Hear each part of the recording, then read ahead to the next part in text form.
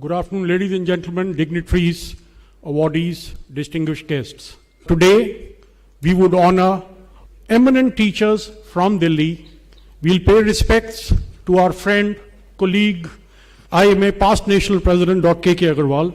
My esteemed brother, former National President of IMA, esteemed Dr. K.K. Agarwal. I had the fortune of knowing him personally from his student days.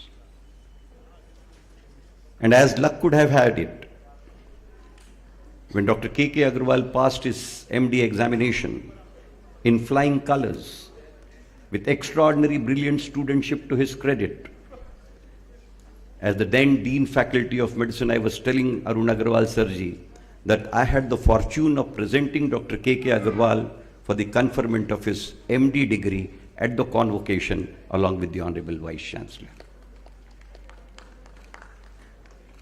It's not an accident that he was born on 5th of September.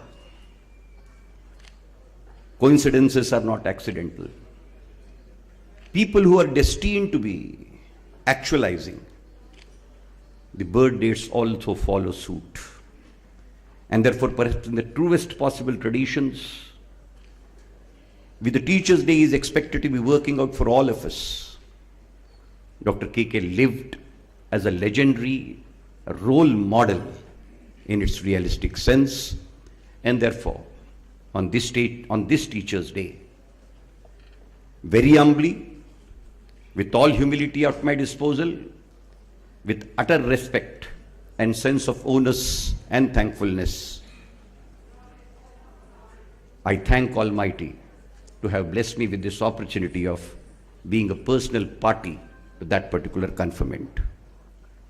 I record my sense of appreciation for Dr. Ashwin Dalmia, Dr. Girish Tyagi, and the entire office bearers of IMA for working out the salutation to the eminent teachers from the entire region of Delhi in terms of extending not just respects, but a gratitude in the realistic sense for their onus and responsibility diligently being put across for shaping the generations of this country. Ladies and gentlemen, I have only three little things to put across. Dr. D.S. Kothari, the famous educationist, while penning down the second Education Commission report for this great country of yours and mine, he made a small preamble to that particular report. And I think there cannot be a better proposition than what has been incorporated therein. And he put across, quote, "The destiny of the country is being shaped in the classrooms," unquote. भाई और बहनों, destiny शब्द का अर्थ केवल भविष्य नहीं होता। Destiny के मूल शब्द का अगर हम अर्थ देखने जाएं, तो डेस्टिनी का तात्पर्य भवितव्य होता है, जिसकी गोद के अंतर्गत भविष्य वैसे ही बसा हुआ होता है। तात्पर्य बहुत सीधा और सरल है। डीएस कोठारी कहते हैं कि देश के भविष्य की निर्मिति अगर कहीं पर हो रही है तो वो केवल क्लासरूम्स के अंतर्गत हो रही है। और इसी पर से हम अंदाजा लगाएं तार्किक दृष्टि से कि अगर क्लासरूम्स के अंतर्गत देश के भवितव्य तय और निर्धारित होते हैं तो इनके निर्धारणकर्ता आदर्श शिक्षकों के अलावा न कोई थे, न कोई हैं और न कोई हो सकते हैं। एक छोटा सा चिंतन मेरे जहन में जो है, मुझे ऐसा लगता है कि इससे बेहतर न ऐसा मंच हो सकता है, न ऐसी संजीदगी के साथ लोग हो सकते हैं जहां पर ये मैं निवेदन कर पाऊं। तैत्रोपनिषद के अंतर्गत 6 भूमिकाओं के अंतर्गत शिक्षक की भूमिकाओं के निर्वहन का चिंतन है। और मैं डॉक्टर के अग्रवाल की जिंदगी के उदाहरण से लेकर इसे प्रतिपादित करता हूं कि तैत्रीय उपनिषद के अंतर्गत वर्णित ये 6 भूमिकाएं कैसे एक आदर्श शिक्षक के साथ लागू होती हैं। शिक्षक सबसे पहले अध्यापक होता है, अध्ययन करता है और ज्ञान के प्रारूप को निर्धारित करता हुआ अपने शिष्य को देता है, विद्यार्थी को देता है, इसलिए वो अध्यापक होता है। पर वह केवल ज्ञान नहीं देता, वह कला देता है, हुनर देता है, कौशल्य देता है। और जब वो कला, हुनर और कौशल्य देता है तो वह अध्यापक से उपाध्याय में रूपांतरित हो जाता है।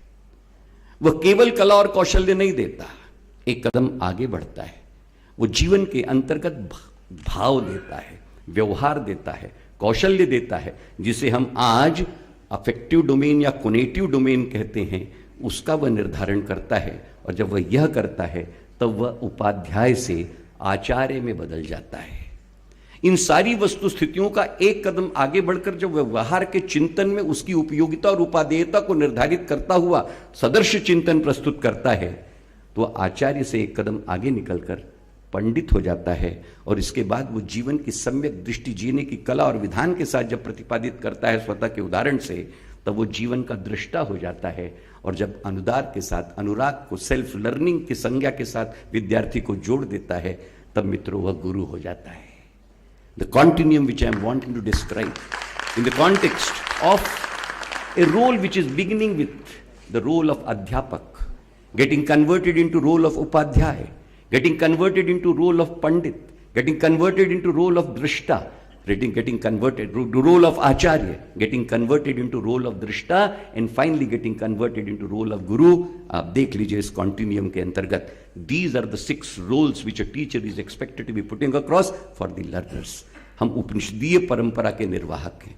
It is in that context we need to remember that ultimately सचमुच में भवितव्य की निर्मिति और भवितव्य के निर्वहन की जिम्मेदारियां अदायगी के साथ शिक्षकों की गोद के अंतर्गत ही पल सकती हैं। Teachers Day reminds us of not just being teachers, not just being adhyapak. It indicates that adhyapak has to be converted into upadhyay. Upadhyay has to be converted into acharya. Acharya has to be converted into pandit. Pandit has to be converted into drishta.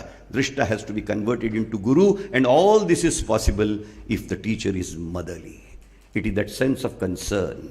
It is that sense of compassion. Taittiriya Upanishad के वर्णन का अगर मैं पुनः उच्चार करूं तो परीक्षा लेने का अधिकार किसे है? परीक्षा लेने का अधिकार यूनिवर्सिटी एग्जामिनर अपॉइंट करके तय कर दें, केवल औपचारिक व्यवस्था का भाग होता है।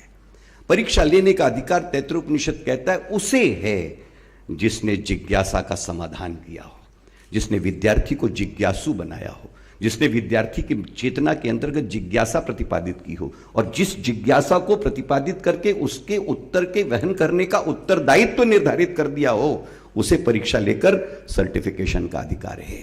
मैं उस बुनियाद की ओर स्पर्श करना चाहता हूं। मेरी और आपकी सांस्कृतिक परंपराओं के अंतर्गत शैक्षणिक उदात्तता, शैक्षणिक भव्यता, शैक्षणिक दिव्यता और शैक्षणिक चिंतन का एक अपरिमित सागर वेदों के अंतर्गत लहराता हुआ घूम रहा है।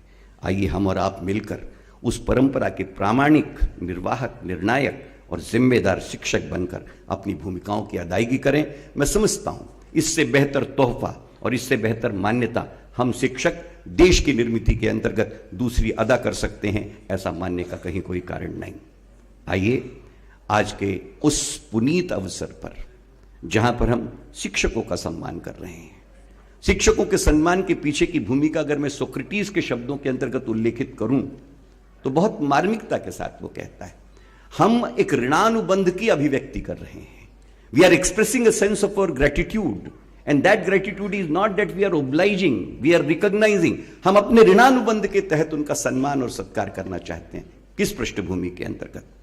सोक्रेटिस कहता है कि अगर आप जानना चाहते हैं कि समाज की उन्नत अवस्था किस स्तर पर पहुंची है, तो समाज किसका सत्कार करता है, किसका सम्मान करता है, यह निर्धारित करता है कि समाज की मानसिकता और समाज का स्तर क्या है। अगर समाज बलवान का सत्कार करता है तो आप मान करके चलिए कि समाज बार्बरिक है, बर्बर है। अगर समाज धनवान का सत्कार करता है तो आप मान करके चलिए कि समाज साधारण है।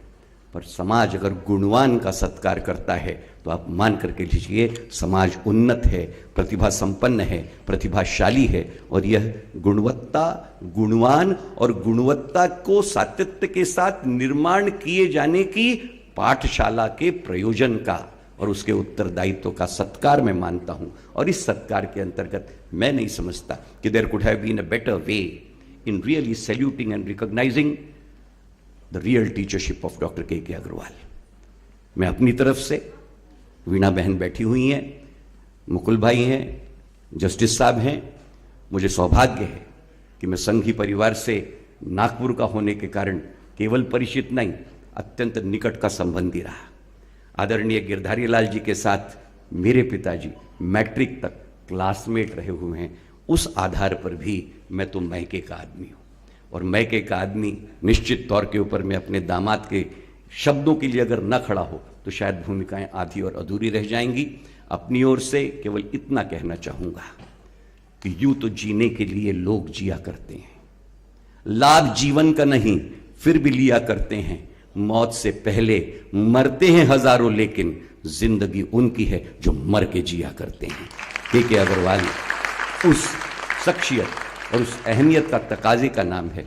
उनके सामने नतमस्तक होते हुए आपके बीच तमाम आज के जो अवॉर्डीज हैं उनके सामने नतमस्तक होते हुए, उनका आभार मानते हुए, उनका ऋणानुबंध करते हुए, एक शिक्षक होने के नाते आपसे तकरीर करने का सौभाग्य और सम्मान डीएमए ने दिया, इसलिए उनका भी इस्तकबल करते हुए, धन्यवाद देते हुए अपने शब्दों को विराम देना चाहूँगा। बहुत बहुत धन्यवाद। जय हिंद, जय Bharat.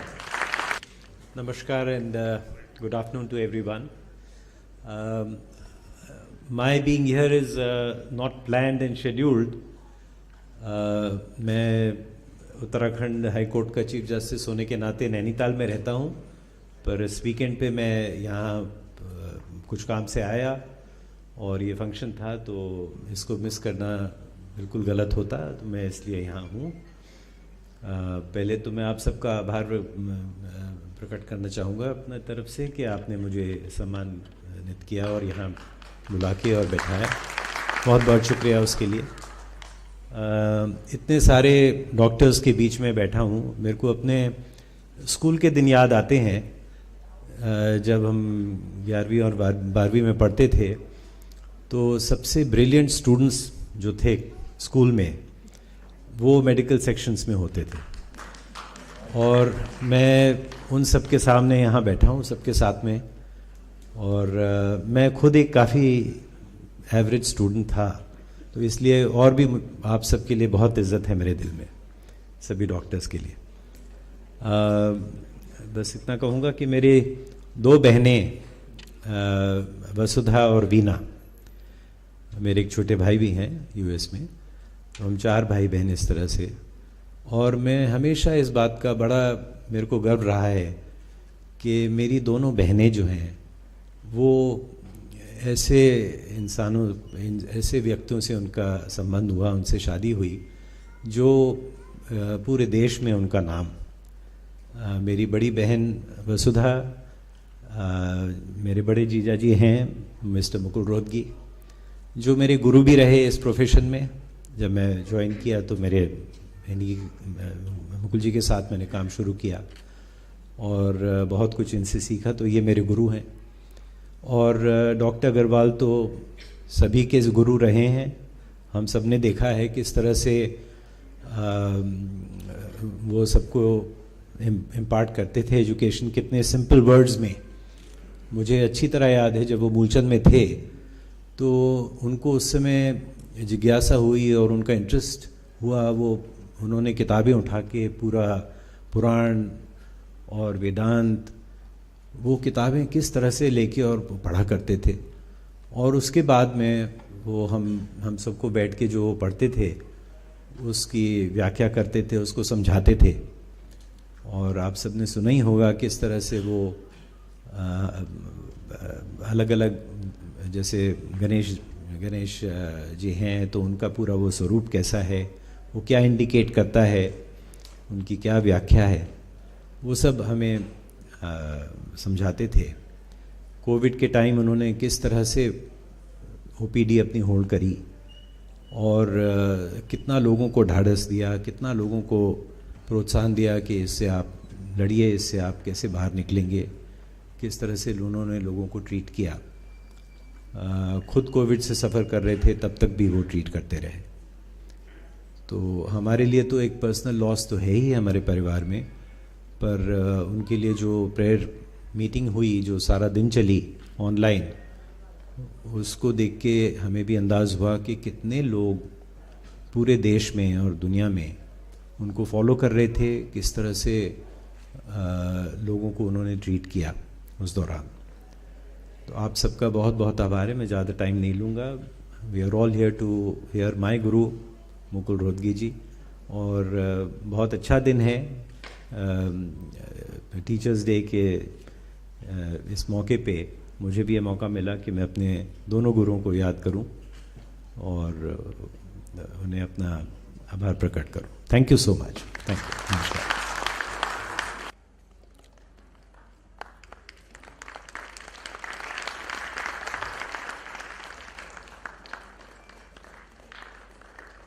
It makes me really emotional to think about sir, and I had a privilege of talking to him so many times and appearing with him at so many live programs.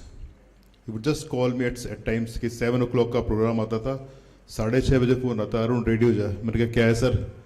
बस एक प्रोग्राम है, तुझे live आना है. सिर्फ एक question होता था मेरा, सर ये ऑडियंस डॉक्टर्स हैं या पब्लिक है? मोस्टली बताते नहीं थे कि सर दोनों है, तैयार हो क्या जा. कितना अफेक्शन था उनका. और मतलब एक अगर डॉक्टर्स ड्यूरिंग कोविड अथॉरिटी से किसी एक की ओर देखते थे, डॉक्टर के अग्रवाल की ओर देखते थे. There was so many information at so many places. और because I am adviser to Delhi government as well, तो कितने इश्यूज थे वो कैपिंग का इशू लेकर के, क्लिनिकल एस्टेब्लिशमेंट एक्ट का इशू लेकर के, और जितने मेजर डिसीजेस होते थे एनएलएमई ड्रग्स के बारे में होता था. तो I always use to talk to doctor K Agrawal, and मैंने कितनी मीटिंग्स उनकी सीएम से और हेल्थ मिनिस्टर से करवाई, जहां अगर मुझे एक साइंटिफिक व्यू, रिसर्च व्यू चाहिए होता था किसी टॉपिक के बारे में, तो हमेशा के अग्रवाल सर के पास जाता था, उनसे ओपिनियन लेता था. और वो हम लोग मिल करके एक मेडिकल पॉइंट ऑफ व्यू, जैसे क्लिनिकल एस्टेब्लिशमेंट एक्ट है आज तक, क्योंकि वो हमें लगता था डॉक्टर्स के लिए फेयर नहीं है, तो आई मेड ए कमेटी, उसमें सर को उस कमेटी में रखा था. और उसकी वजह से आज भी हम लोग कम से कम उसको रजिस्टर कर पा रहे हैं, और एक उससे बहुत अच्छा बिल दिल्ली में दिल्ली हेल्थ बिल लेके आ पा रहे हैं. तो उसमें डॉक्टर के अग्रवाल का ट्रेमेंडस कंट्रीब्यूशन था, and I always remember sir. Thank you very much. I was fortunate to have worked with Dr. K.K. Agrawal because in 2005 he was the president DMA and I was the secretary DMA. And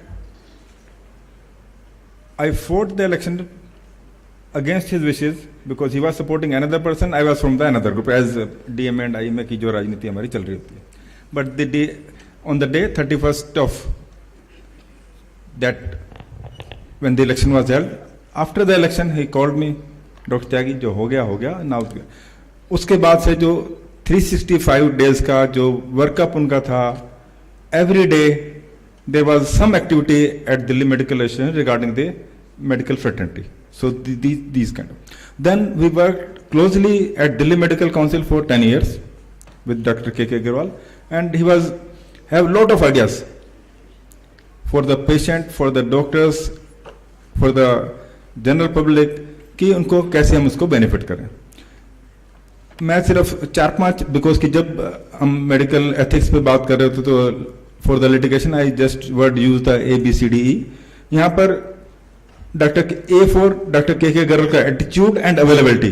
he is always available 24 hours. कभी उनका phone of नहीं होता था. When ever you call, if he is busy with the meeting he will call you back. Attitude and availability. B is for behavior and benefit to the society, benefit to the public, benefit to the doctor. Always think benefit कि किस हिसाब से हम उसको benefit कर पाए. C is for communication. He was a great orator. At given point of time, at any topic, he can deliver hours for together. He was a great orator, communication and compassionate to the patient. किसी भी patient से आप बात करेंगे, किसी भी media persons, police persons, judiciary, everywhere, wherever he was treating the patient, they just can't forget because of his compassionate behavior. And D is the devotion to whatever, and D for desire to do good thing, desire to do well-being for the members. And E is for empathy, because we know that when seeing the patient, he is empathetic to the patient. So 5th September Dr. K.K. Agrawal का birthday, 5th September teachers day. तो routinely हमारे DMA के function हम evening पे रखते हैं, जो कि एक जिसमें कि ड्रिंक वगैरह भी चल रही होती है. But during our time when K.K. Agrawal was the president, I was secretary, there was no alcohol served at Delhi Medical Association. And I also followed when I was president, I never served alcohol during my tenure as president. So I requested Dalmia ji to pay tribute to Dr. KK. At least there should not be drink and it should be in the daytime. And हमें डर था कि दिन के time पे जो doctors का हमारा एटीट्यूड रहता है कि कुछ खाने पीने का नहीं है तो भीड़ कहाँ से होगी, बट हम जो टीचर्स हैं हमारे जो ग्रेट टीचर्स हैं आपके नाम पे लोग बाग आए हैं वहाँ पर. I salute all the awardees. I congratulate Delhi medical association for taking this course. I also thanks Mukul Rohatgi ji, Vipin Sanghi ji for sharing this dash. Thank you very much. Friends, not many of you would know, and I'm not even certain if Veena, Mukul and Vipin also know. I first met KK in 1983 when one of his close class fellows and bum chums, my co-brother, introduced me to him as someone who's a gold medalist in all professionals. KK that time had just finished his MD and was wondering whether he should do DM cardiology, which he was very keen to, or straight move into cardiology practice. I had the proud privilege of introducing him to Dr. Colonel K.L. Chopra, who was my neighbor, and then started the glorious career of KK with Moolchand Hospital. I also had the pleasure and privilege of being associated with a whole lot of his activities. I remember the year 1990, KK called me and said, we want to do a cardiac conference, an international cardiology event. This should have been nothing like that done before. To sum it up, what was planned as a 2-day conference ended up as a heart care fortnight, a 15-day long event, with the Prime Minister of the country releasing a postal stamp on the occasion, a run for your heart at Rajpath, and so on. And then when he moved into medical journalism and set up his company called IJCP, I again had the pleasure of writing the first editorial for his journal. I last met KK in February last year when he called me and said, "Tu mere naye ghar pe nahi aaya." So I went, had a cup of tea with him, and he took me around the public lawn just outside his house and made me walk through it and showed me what all he had done, what all he had created about ancient Indian literature, and so on. I had just finished my cup of tea when he said, "Thank you, Sanjeev. अब मेरा next live show है." The man who spent his life teaching COVID to the country. Salutations to you, my dear friend, my brother. And thank you, all of you, ladies and gentlemen, and specific thanks to DMA team for organizing this mammoth event of remembering a dear friend and paying glorious tributes to each one of you. Each doctor is a teacher not just for his students, but a teacher for society at large.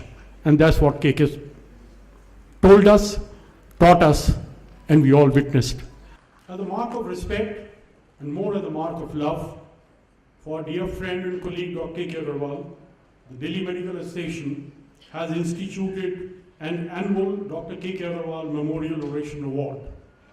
The award shall be given away every year on a topic and subject to be decided by the State Executive of DMA. The topic this year, as decided, is role of medical legal education in continuing professional development. And the topic emanates from a changing scenario, from the new Code of Medical Ethics, you Dr. Achal Gulati here, from the NMC proposing new ethics. I remember many years back when I was at the annual conference of the American Medical Association, we had over a dozen sessions where the speakers were eminent legal experts. So the importance of medical profession knowing and having knowledge about current laws is mandatory. And it's in that perspective that the DMA executive decided to confer the first Dr. K.K. Agarwal Memorial Oration to Senior Advocate, former Attorney General of India, a person all of us know, Shri Mukul Rohtgi. May I request Dr. Vishal Kora, Chairperson of the function, to escort Dr. Veena Agarwal up on the dais And I'll request Veena to please introduce Shri Mukul Rohadgi ji. Good evening and a very warm welcome to the distinguished guests on the dais and off the dais.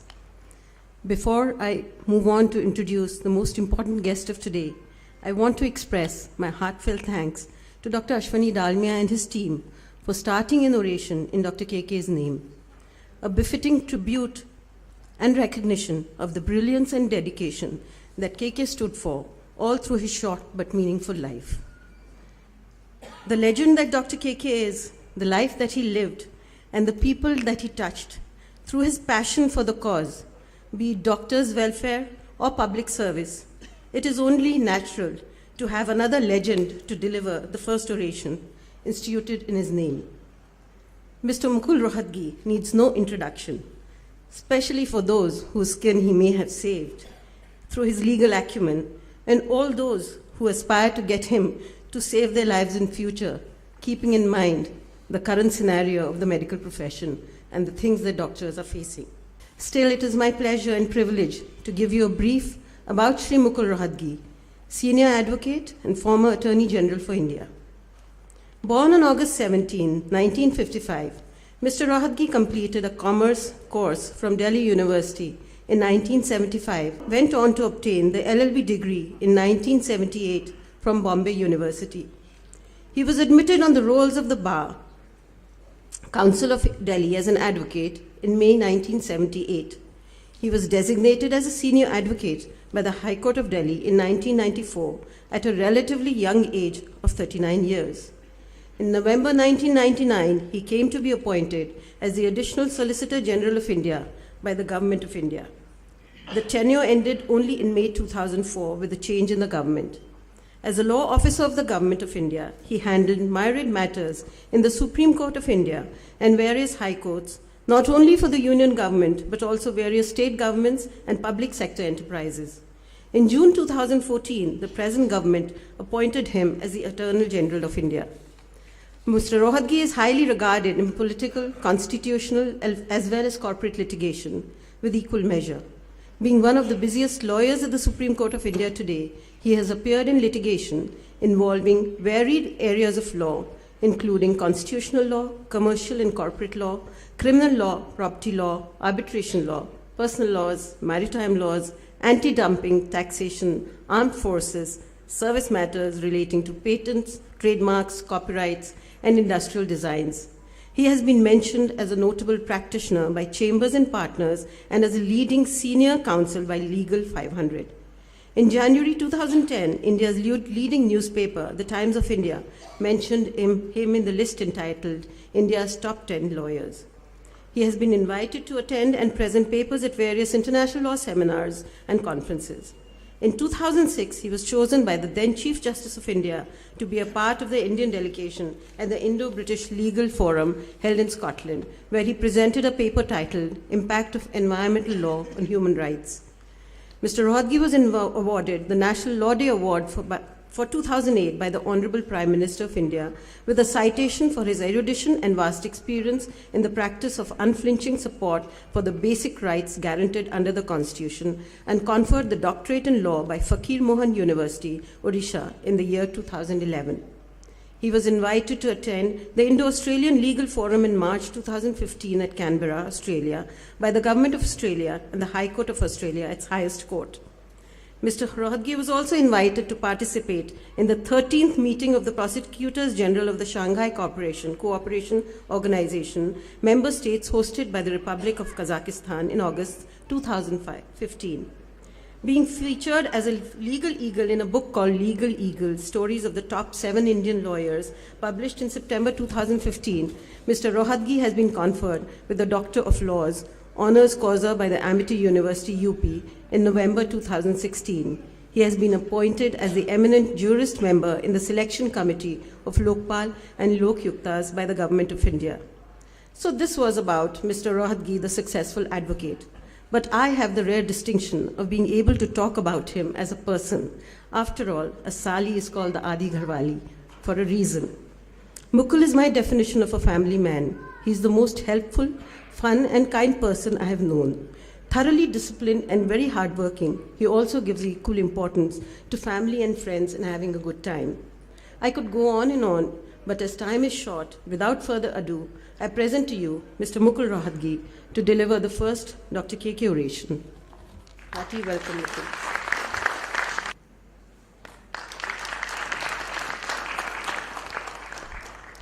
Thank you very much. Ladies and gentlemen, I present to you for the first Dr. K.K. Agarwal Memorial Oration, Shri Mukul Rohatgi. Dr. Dalmia, members of the dais, Vipin, my brother-in-law, Chief Justice Uttarakhand, other dignitaries in the audience, distinguished doctors, awardees, and friends. I am very grateful for this opportunity to come to DMA because I have had some association with DMA and IMA and in fact with MCI.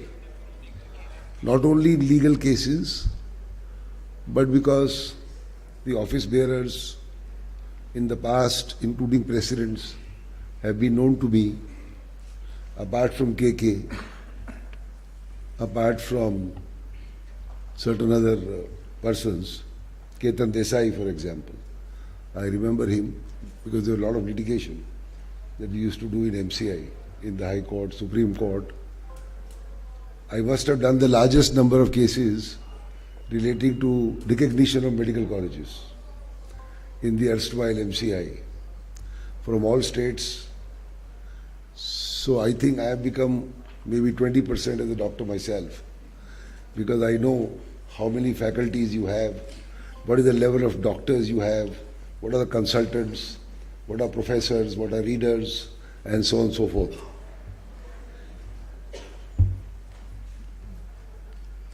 Today being Teachers' Day, I think everybody remembers his or her teachers. They have had profound influence on students when they are growing up. I, for one, have seen profound influence on myself from my principal, my late principal of modern school, New Delhi, where I studied. But when one thinks of KK, and I knew him closely, obviously because he was my co-brother for the last nearly 40 years. He was, I would describe, as a teacher at large or a person giving medical help and aid at large without any expectation of return, without any commerce. I distinctly remember his last days seeing on social media and TV during the dreaded period of the pandemic, the Delta period, so to say, where he was constantly teaching people, giving them comfort, giving them solace. Hundreds and thousands benefited from his public discourses, which laymen could understand. Mind you, when doctors prescribe things, patients don't understand half of it. And none of them can read the handwriting of a doctor. So it's very difficult to know what a doctor is prescribing.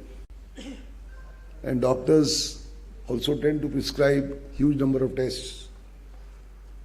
So it's very daunting to go to a hospital, to a big lab like Dr. Bhajan's, and you see huge machines where you have to slide into a machine and it's supposed to map you and all that. That's very daunting.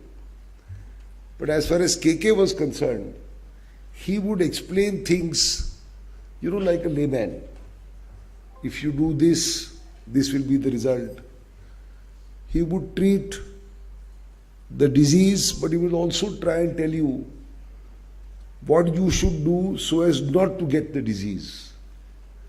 But unfortunately, he succumbed to that very disease which he was trying to prevent others from getting by his public discourses. I pay homage to his memory, and I am consoled by the fact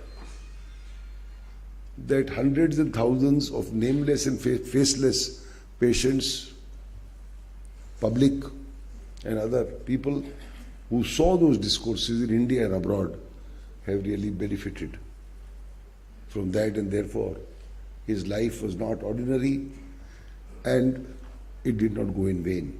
That is how I would like to remember KK on this day today, being a Teacher's Day. Now coming to this topic of importance of medico-legal education as a continuing professional development for doctors.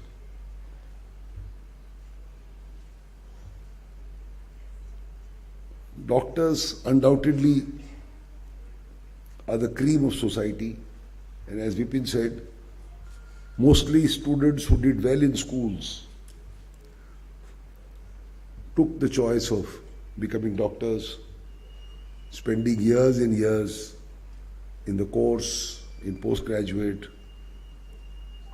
doctorates, and so on and so forth.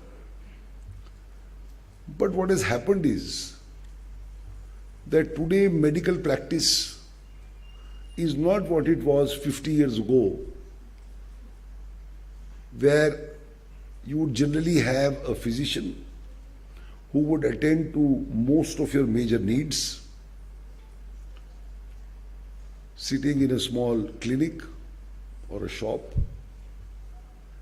And if it was beyond the physician, well, you would go to a hospital. That was about all. And very rudimentary systems of technology of radiology. I remember as a child going to Dr. Divan Chand's clinic on Curzon Road. It's very rudimentary X-rays. So you would have an X-ray to see what is happening, and then that's about all. Over the years, due to liberalization, foreign machines, technology coming to India, developments in technology, in radiology especially, treatments of cancer and other things. So today you have a very complex system. So you first have a general physician, then you have a specialist, then you have a super specialist, then you go to a hospital. The hospital may also be a specialist hospital. You have all kinds of investigations through various machines and other technologies, and then you reach a conclusion as to what should be done, how treatment should be done. As it happens in every field for a professional, and also in doctors, you have several divergent views, sometimes two views, sometimes more. For a particular disease to be remedied, somebody may prescribe a surgery, somebody may prescribe non-invasive methods, somebody may prescribe certain drugs, somebody may say, let's go for aggressive drugs, somebody may say, don't go for aggressive drugs. So it all depends on your particular doctor or your hospital as to which kind of treatment is being undertaken. In certain cases, there is only one line of treatment, by and large, so there is no problem. But in many cases, there are several paths to lead to one goal. Who selects? How do you select? Does the doctor select? Or is an option given to a patient? that is the patient comfortable? Has the patient been told what the risks are? Is it necessary to tell a patient full risks? If that is so, a patient might even go away. That may be worse for the patient because listening to the risks he had gone away, but he may die tomorrow. So will you explain all the risks?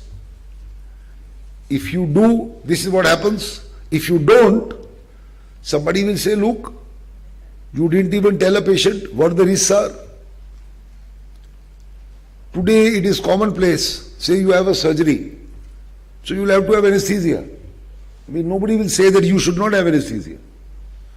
In normal cases, anesthesia is fine. But in certain conditions, I take it anesthesia can also be fatal. So what do you tell a patient? That I am giving you anesthesia, by and large you will be all right, but 1 in 1,000 will die on the table. Now that person may or may not agree to surgery, then what happens? Is it appropriate that he goes away and lives without surgery? Or is it appropriate for you to say, well, by and large, it's all right, there should not be a worry. So these are situations which arise in day-to-day life. How do you draw a balance? Where you strike a balance is very difficult. There is no empirical formula for all these kind of things. Now, I must tell you, and probably you would know now, that there was a survey by the National Law School in Bangalore in the year 2016, which said that there is a 400% increase in medical negligence cases. Now, a lot of them may be frivolous, a lot of them are actuated with a desire to get revenge from a doctor or a hospital because somebody near and dear has died. But the fact of the matter is that these cases are on the rise exponentially. And as you know, in the US, no doctor can function without insurance.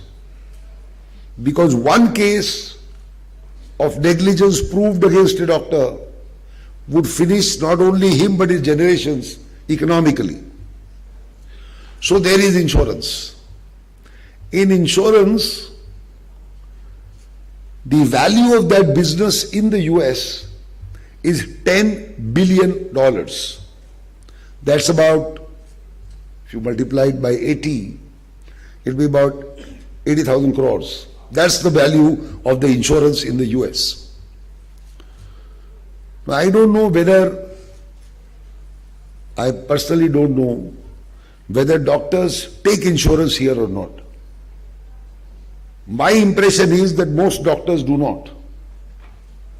Individual doctors do not. Maybe some hospitals do.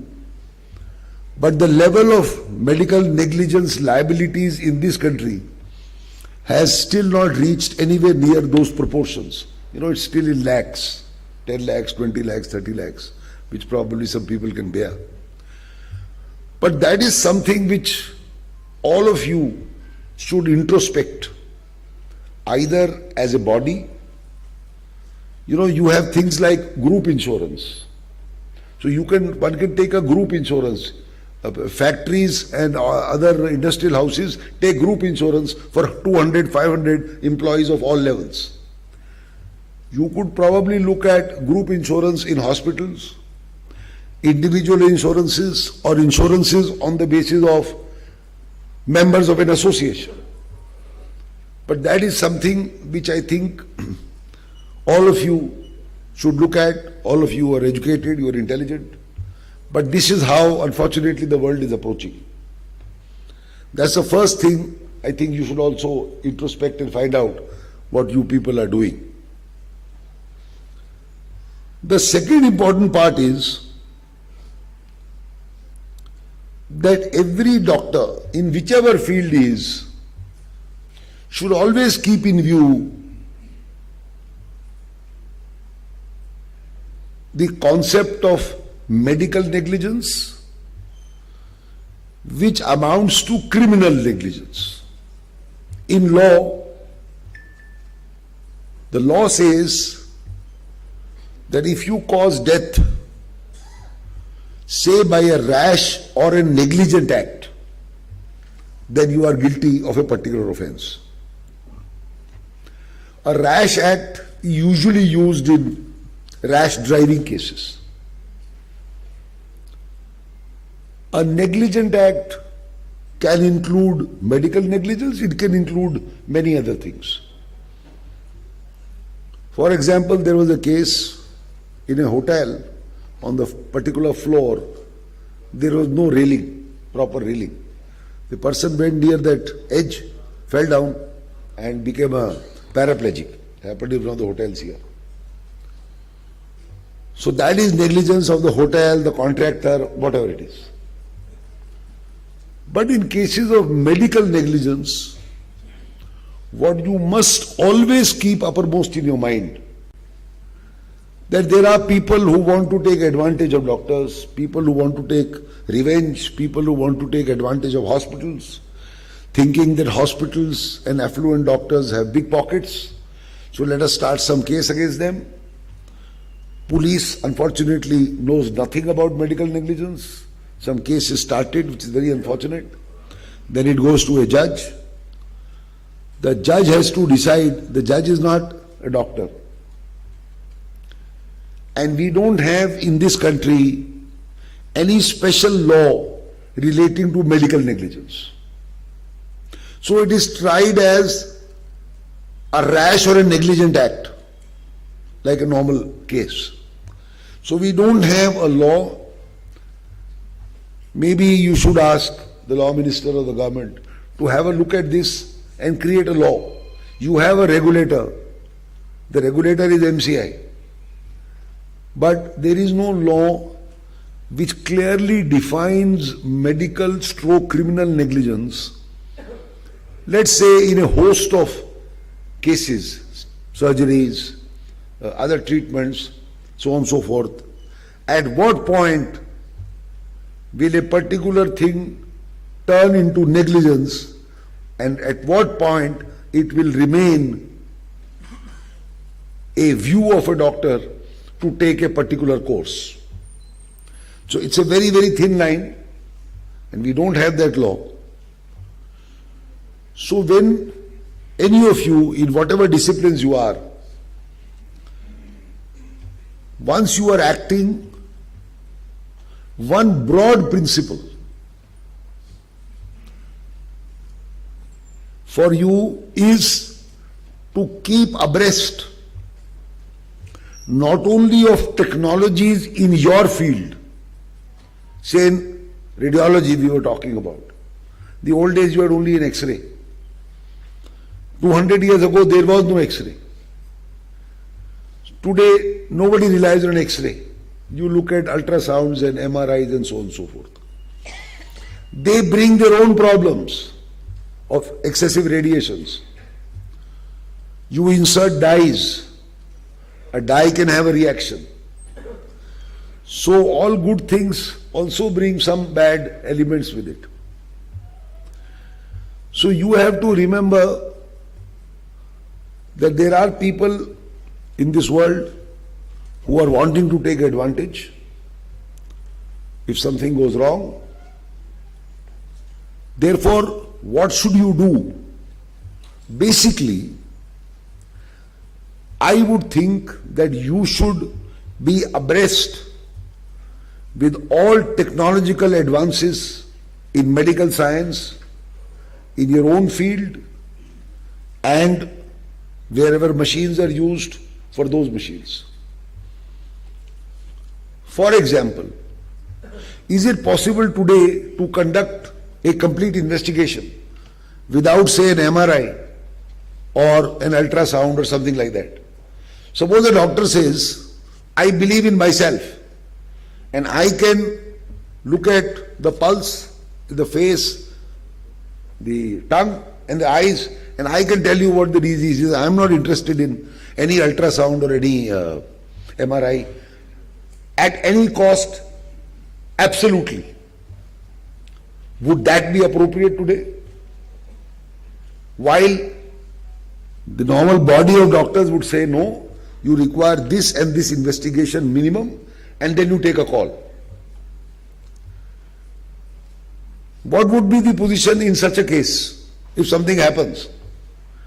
Would that be an honest, bona fide opinion of a doctor that I am going to treat without anything? Or would it be a case of negligence or lack of care in saying that I will not look at anything which is otherwise pretty normal for every investigation to be done? Take a case, I was reading for some case, where some doctor said that I will perform this surgery without anesthesia.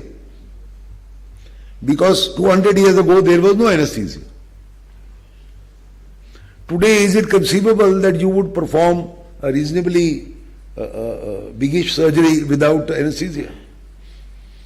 So a doctor would say, no, it used to be performed 200 years ago, I can even do it now.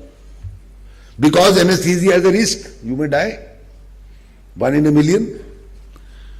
Would that be a case of due care? Or would it turn to negligence? This is how a very fine line, very often a fine line, is required to be kept in view as to what turns into negligence, which is basically lack of a reasonable or a standard amount of care. So you have to first be abreast with all that is moving in your fields. So you should know what generally people, look at, what kind of tests they conduct. But you should also, if possible, through your associations, have seminars or some form of educative tools to see in what direction the courts are moving in terms of medical negligence. Because ultimately, if a case is lodged against a doctor for medical negligence, it can lead to serious problems, it can lead even to losing a license to practice, it can lead to compensations, it can lead to punishments, it can lead to jail. So you need educative tools to see how courts are functioning, what is the view courts are taking. The courts give a lot of leeway to doctors. They know that most doctors exercise due care, they are professionals, they come from a good section, but sometimes things can go out of hand. It is necessary, therefore, for your body of doctors in associations to have regular systems of seminars and educative tools to ensure that you know in what cases negligence has been found and in what cases charge of negligence has been rejected and where is the line which is drawn. I have just given you some offhand examples. So that is a must, because you cannot remain in your cocoon and say, well, I am just treating a patient, because ultimately you are answerable to somebody else. If the matter goes out of your hands, it will go to a court. You can't prevent that person from going to a court. And unfortunately in our country it's very easy to go to court. It's not difficult like the US, where it costs a lot of money. Here, to go to a court and lodge a case, etc., is not all that difficult. So that is the requirement for an educative tool. But as of today, what is that? How can one describe a particular level of care or standard of care? I mean, we have had cases where during a surgery, a cotton swab is left inside the stomach and the stomach is sealed. And a patient has problems or maybe even death. That's a clear case of negligence. Nothing else is required. We have in law a Latin phrase. That Latin phrase In Latin, it is called res ipsa loquitur. What it means is something which is obvious. So if somebody is driving on the wrong side of the road and he has an accident, it is obvious that what he was doing was negligent. It requires nothing else, requires no proof. The very fact that he was driving on the wrong side of the road is clear case of negligence. No proof is required. Suppose you keep a drum of a deadly acid in your house and the drum rolls into the next house.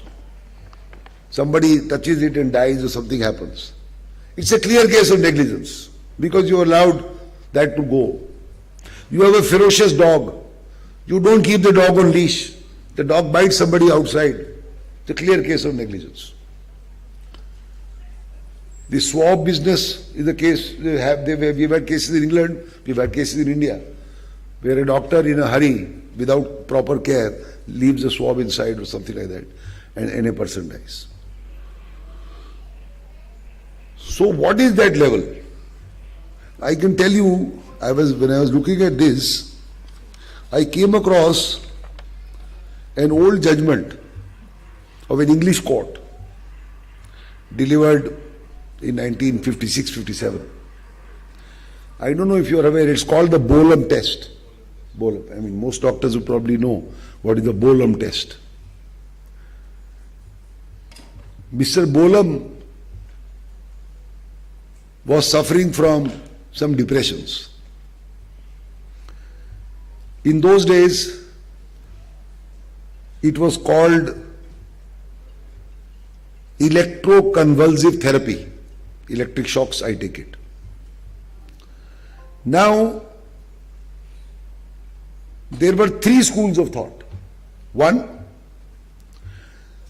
that you give a relaxant so that the body is relaxed, and when you give a shock, the body will not jump. One said, don't give a relaxant because anesthesia is not good. You physically hold the person on both sides, then give the shock. The third was, do neither.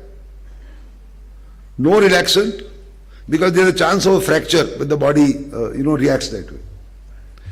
So third was, don't give a relaxant, don't hold the person, put a couple of blankets so that he will not be able to jump out, and keep two nurses on the side ready to hold the person if the person goes out of the bed. So in that kind of a situation, nothing was given as a preventive for this, and that fellow suffered a lot of fractures because the body jumped, he was prone to fractures, he had fractures. He sued for negligence. In that, several experts were examined because that's the only way a judge will understand. When you examine experts, what is the general medical opinion? So those medical opinions came in the three forms that I am telling you. The fourth question was, did you tell the patient the risks of doing this with this relaxant or with holding you physically or not anything at all? So on this also there was a variety of opinions. One said that look, this man is in a depressed position. If you tell him everything, he may just walk away and go away. That may be worse for him. He may have manic or suicidal tendencies, he'll die. One said you tell him something. So there were different opinions of these 2-3 types before the English judge. He then came to the conclusion that it was not a case of negligence. So in the course of his judgment, he used a particular phrase which has stood the test of time even today for our courts. Because in our courts, this is the later development of the law. There the law is far more developed, starting from 40s and 50s. So the judge said, what is the standard of care? He said, I myself will prefer to put it this way, that he is not guilty of negligence if he has acted in accordance with a practice accepted as proper by a responsible body of medical men skilled in that particular art. Putting it another way, a man is not negligent if he is acting in accordance with such a practice, merely because there is a body of opinion who would take a contrary view. So if you have two parallel views, you can take one, may work, may not work, but will not be negligence. So this is really the standard which is required. There is one more case which I'd like to draw your attention to, and that was called the Bolitho case. One was Bolam, one was Bolitho. Bolitho was a case of a young boy of 2 years who was suffering from some respiratory problem. So he had 3 attacks. The third was fatal. First attack, he turned white in a hospital. So immediately a doctor was called. Doctor could not come. By the time the doctor came, the boy was all right. He had become pink again. He was running about. After 2-3 hours, he had a second attack. So he had breathing problems. Then he had a third attack the same day. Before the doctor could come, that boy collapsed because he had a respiratory problem, he couldn't breathe and he died. Question arose of medical negligence by the mother. The principal question was whether he should have been intubated, which I think is putting a pipe or something, right, to breathe. Whether he should be intubated, should have been or should not have been intubated. So again there were 2 sets of medical opinions. One said that if he recovered in 5 minutes in the first and the second, and he was a 2-year-old child, very difficult to intubate. Maybe we would not intubate. Because he recovered in 2 minutes. One would know that he would die. The other opinion was he should have been intubated. Whether it's difficult or not difficult, because you don't know whether he'll die on the 3rd or the 4th.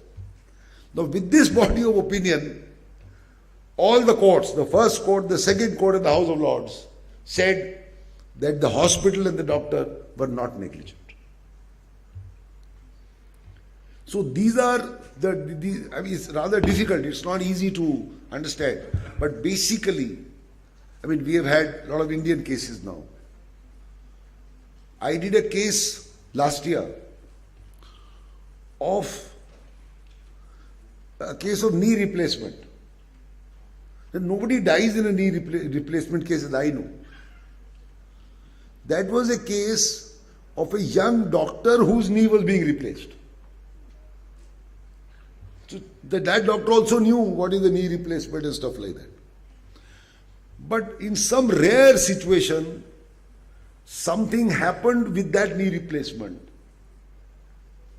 that the patient walked home after a day or 2 and after 4 days died. Now that was related only to this operation. There was no other condition of heart or this or that. Now it is possible in your field, and you would know, that a very unlikely result can happen from a very simple thing. And a case of negligence was filed by the father of the patient, who happens to be a lawyer. Okay, bhai, this is the case of negligence. So there, I was appearing for the doctor in the Supreme Court. He said, nobody can predict tomorrow a healthy man can drop dead. No doctor can predict that. So this is that kind of a thing which has happened. So basically what is required is a constant thing in your mind that I am exercising due care which the patient is entitled to receive because he is either paying for it or even if he is not paying for it, it's medical treatment. And what I am doing is by and large accepted by the body of medical experts in this country as a possible treatment. And if that is so, and you show that medical body of eminent medical men will say that yes, this is one manner of treatment, and you choose that, that by itself will not be negligence. So it is necessary for you, and as I repeat, you can have kind of, I'm sure you have some journals. In the journals you can add wherever the Supreme Court gives a verdict on a medical case, and it happens now every couple of months there is a medical case. And any person can read it, it's not difficult to read. If you keep abreast of what is happening, you will be able to note as to where the line of lack of care and the line of due care is to be kept in view. How is one breached, how is not breached. But as I said and I told you, I am not scared of anything, but I am scared of doctors and hospitals. Because when you go to the hospitals and you see those machines, you feel a little scared. I know that doctors are by and large selfless. They help people.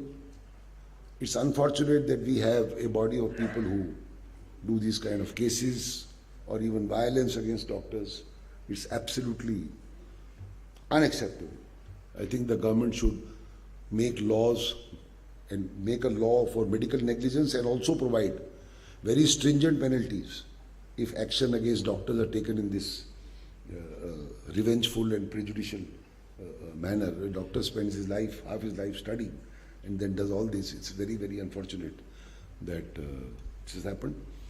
So I'd just like to end with a note on the lighter side, and that is this, that there was a doctor, there was a lawyer, there was an engineer. All three were shipwrecked off the coast of New York, and a host of sharks came to attack them. Unfortunately, the doctor and the engineer did not survive the attack. But the lawyer was not harmed. So he swam to the shore, and along with him the sharks also swam, as if they were accompanying him. So he was asked by the press, how is it that you have survived and the poor good doctor and the engineer didn't survive? So the lawyer said that it's a matter of professional courtesy between me and the sharks. Thank you very much. Have a good day.